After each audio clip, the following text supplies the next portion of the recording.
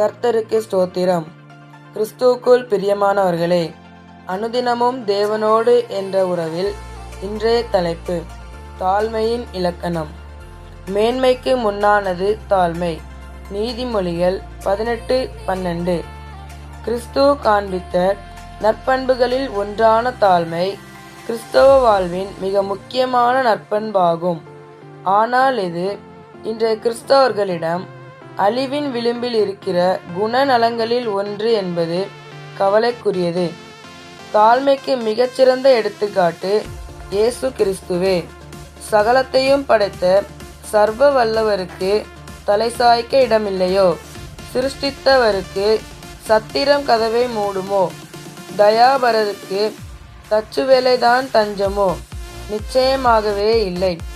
ஆனால் இயேசுதாமே தம்முடைய தாழ்மையை மனுக்குலத்திற்கு வெளிப்படுத்துவதற்காக அத்தகைய வாழ்க்கையை ஏற்றுக்கொண்டார்.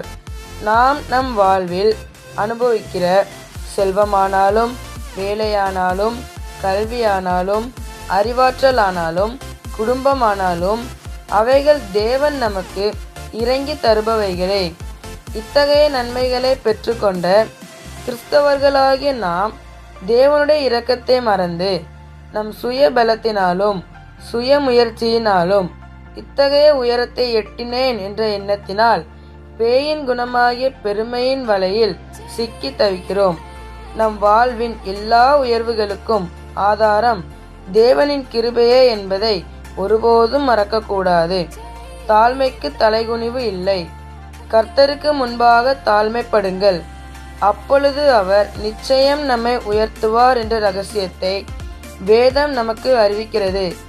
கர்த்தர் தாழ்மையுள்ளவர்களையே நோக்கி பார்க்கிறார். பெருமைதான் தேவதூதர்களை பிசாசுகளாக மாற்றியது. தாழ்மைதான் மனிதர்களை தேவதூதர்களாக உயர்த்துகிறது. நாம் தேவனுக்கு முன்பாக தாழ்மையுடன் செயல்படும் போது அவர் நம்மை உயர்த்த நேரம் பார்த்து காத்திருக்கிறார். நீங்கள் படிப்பிலோ, பதவியிலோ, செல்வத்திலோ, திறமையிலோ மற்றவர்களை விட சிறப்பானவர்களாக திகழலாம். ஆனால் நீங்கள் உங்கள் சக மனிதரோடு தாழ்மையுடன் செயல்படவில்லை என்றால் சிறந்த மனிதன் என்ற அடையாளத்தையே இழந்து விடுகிறீர்கள்.